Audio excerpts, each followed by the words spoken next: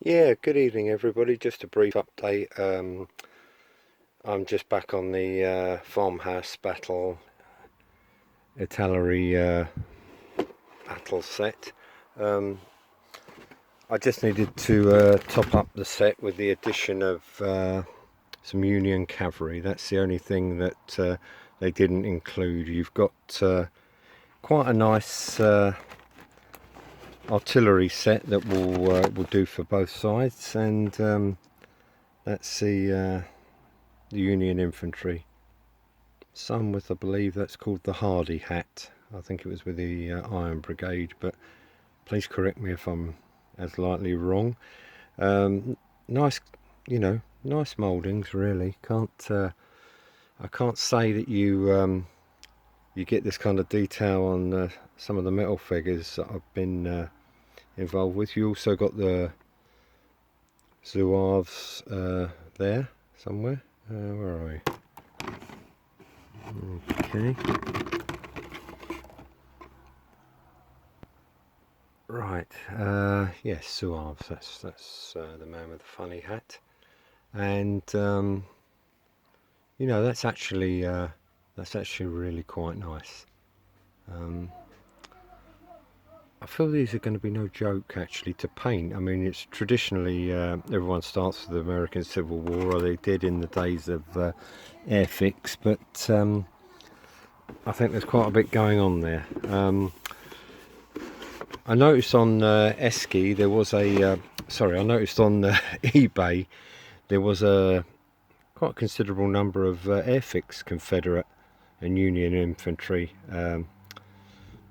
for sale. I think there's about 92 figures going for about £20 or so, but with a couple of days still remaining.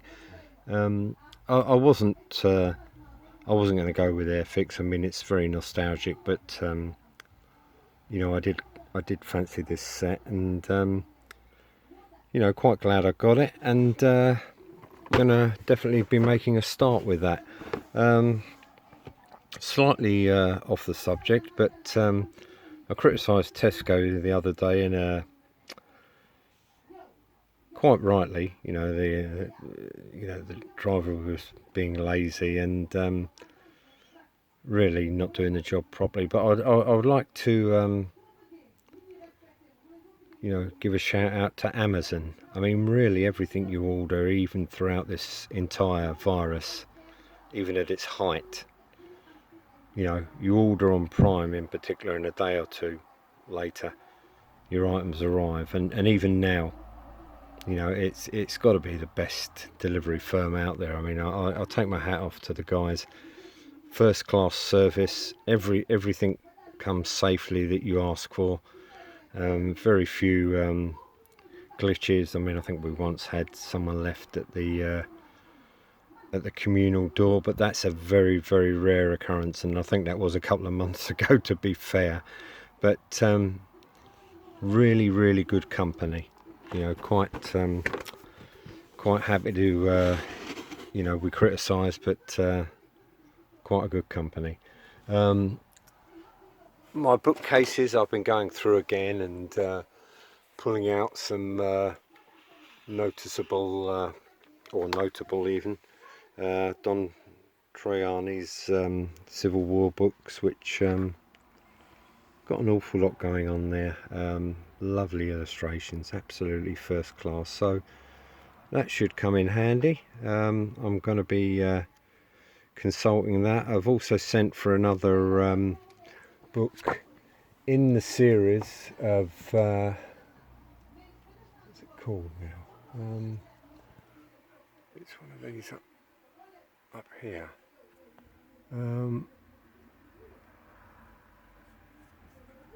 I can't find it at the moment, but yes, it's that one. It's that one. The Crowwood Wargaming guides. Now this one was on Napoleonic Wars. It's basically a painting guide. Got a set of rules in there as well, but it goes into some detail in terms of actual painting. It's probably basic stuff for many of you, but I found it quite uplifting. You know, the illustrations themselves are, you know, they do inspire you in the way that you know, some of your older books, you know, back in the earlier days of the hobby, Terence Wise' Introduction to Wargaming, for example. If you haven't got that one, it's a lovely piece of nostalgia. Terence Wise using essentially nothing but airfix figures and big armies, really, particularly the American Civil War. He was doing some really, you know, impressive work then, and very simple, but again, you know, lovely displays. If you ever get a chance to get that book, I don't think it's terribly expensive. Altmark Publishing, I believe. Yeah, I've got some lovely illustrations in here. I really just want to do the italeri box set, you know, that I can do two very small but very balanced armies, just for fun. I've already done the Perry Miniatures American Civil War set. Some of my earlier videos show that, but you know, I want to go back to plastics actually. Quite keen to at least put something out in plastic, and I'll keep you abreast of my admittedly very slow progress. Yeah, the old bookshelves, some people commented on, you know, we're in a state of total upheaval. It looks like a junk shop at the moment. I've got all the or a lot of the relevant Airfix titles. The magazine guides, I used to think, I found them to be wonderful books. I really did. I really enjoyed those. Napoleonic Wargaming, one of the classic ones, one of my earlier purchases. Ancient Wargaming was another one. That was the classic. English Civil War was pretty good, and somewhere there is American Civil War Wargaming with quite some nice illustrations, all Airfix stuff, you know.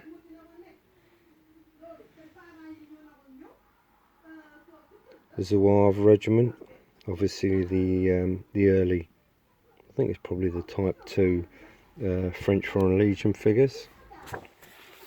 Some other conversions that Terence Wise has done, some conversions using some of the Airfix buildings. I think they were mainly sort of railway accessories, and some more examples of his work there. It's the Airfix wagon train set, which was a very good set, along with the High Chaparral set. Some of you may remember that that program. That's a very rare set now, if you can get hold of it. I've got the figures, but as always, it's the boxes. Yeah, people are selling boxes on there for £20, empty boxes, but who'd have thought? Or even the header cards from some of the Series 1 kits. There's Terry's one of Terry's setups, and yeah, I mean, he was, I think he was very proud of his Airfix collection, and the Battle of Murfreesboro, and that is a serious amount of figures, you know, when you consider that's not even the whole table. But Airfix magazine guides, again, not terribly expensive. Just show my shelves, or the parts of them that I can. Rorke's Drift, Solo Wargaming, Wargamer's Guide to the Crusades, an Airfix book on the Mayflower, the large size model kit. Go Strong into the Desert. If you're interested in the Sudan, that's the one to have, to be honest. Crusades. Now, this is an interesting book. They sent me this telling me it was brand new, and when I received it, it had quite obviously been a I think it was stamped. It was stamped some obscure library in the United States. It's an absolutely wonderful book. I mean, it's got some cracking reference material, you know, photographs of painted model soldiers, and you know, an awful lot to do with that period. But as I say, I complained and said, well, you told me it was a new book, but it turned out to be a library book. And gentleman very kindly refunded me and told me to keep the book. So a win-win situation. Chadron State College, Chadron, Nevada, apparently. And it also had a big sticker on the front, which I made rather a mess of trying to remove. But that was one of my rare victories in the world of book buying. Other ones I've got original H.G. Wells 1912 edition, and unfortunately when it arrived, it came from Oxfam, and when it arrived it turned out to be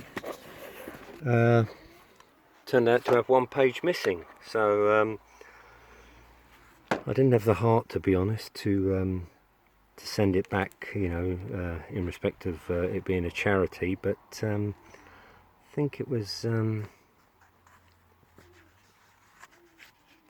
page 23, if I remember. Yeah, 20.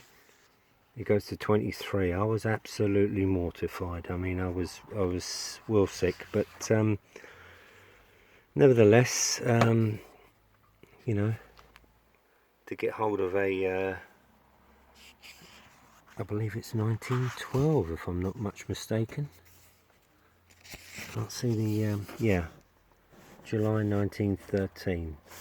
And the other one, which is Floor Games, is even earlier. That's a companion volume, and that was also quite a decent book. That's a photograph of H.G. Wells' children on the front there, playing with the set, and really same setup, except this is dated December 1911. I mean, it's quite extraordinary to think that the Titanic was, you know, afloat and undergoing trials, well, sometime after that. But again, another cracking book with the illustrations and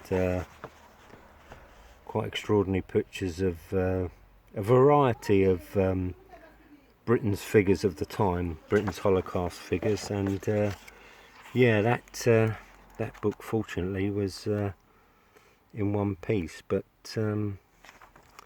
quality of the photographs again is absolutely gorgeous. Britain's Egyptian camel corps with some of their animals, and H.G. Wells' imaginative use of wooden blocks. So yeah, very much an early wargamer. Got again Airfix Zulus and Abyssinians as the enemy, and finally an overall picture of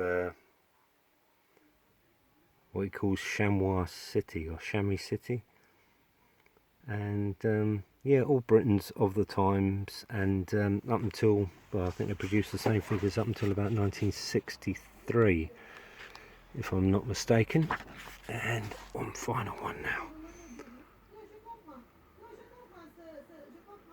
So that book dates from 1911. Always fascinated by old books, and the fact that I'm handling them for the first time since, you know, well, not necessarily the first person, of course, but that they were up on the shelves, as I say, before the First World War, Second World War, all of these things. There's Featherstone's Battles with Model Soldiers. Now that's very much again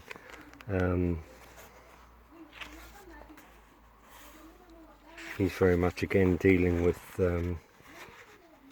either Spencer Smith or in this case Airfix Sheriff of Nottingham and Robin Hood figures, including the medieval castle. And yeah, I mean, I've never played a war game, but I have absolutely tons and tons of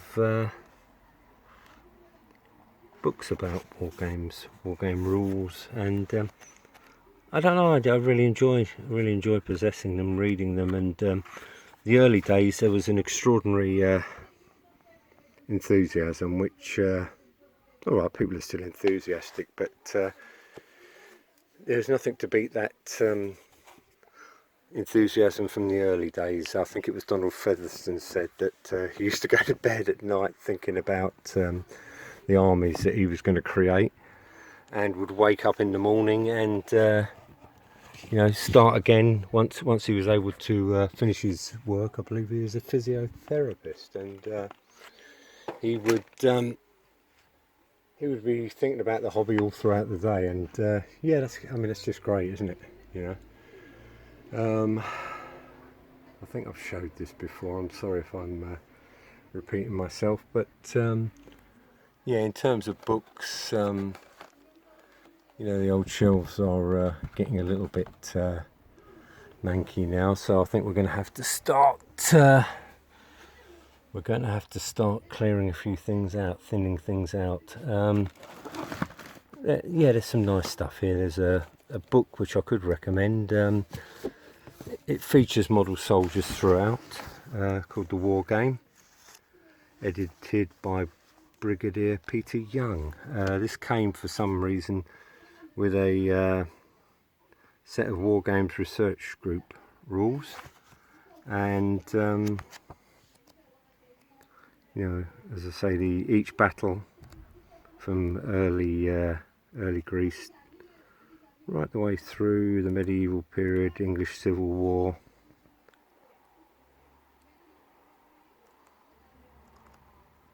I think we got up to American War of Independence, but lots of nice pictures, none of which I can actually find at the moment. Yeah, I mean, it does feature heavily model soldiers, and got a few other books there. I even picked up, sometimes you get a half decent book that you don't expect. This was a rather nice copy of an American book, primarily aimed at children, but my goodness, the level of illustrations, absolutely superb. Boston Tea Party there. Samuel Adams, is it going to be Patrick Henry, in fact, so I know nothing. As I say, the plates are just superb.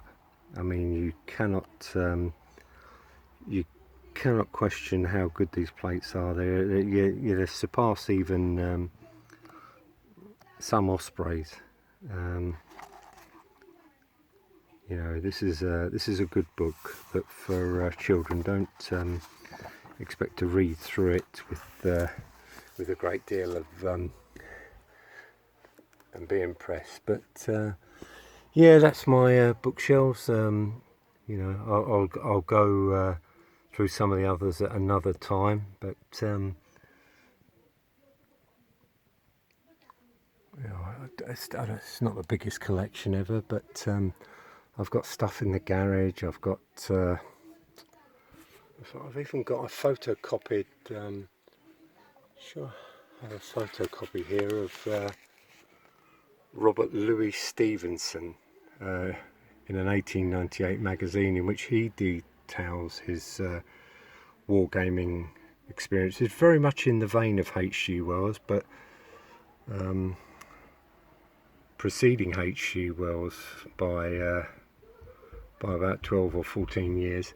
Again, you know, wonderful. Got that downloaded, and you know, most of the books, as I say, forgive the mess, but most of the books related to wargaming or military history, and yeah, I'm still buying. I mean, I've just, for my latest acquisition, a book on Joan of Arc, simply because I bought the Joan of Arc Italeri 100 Years War set.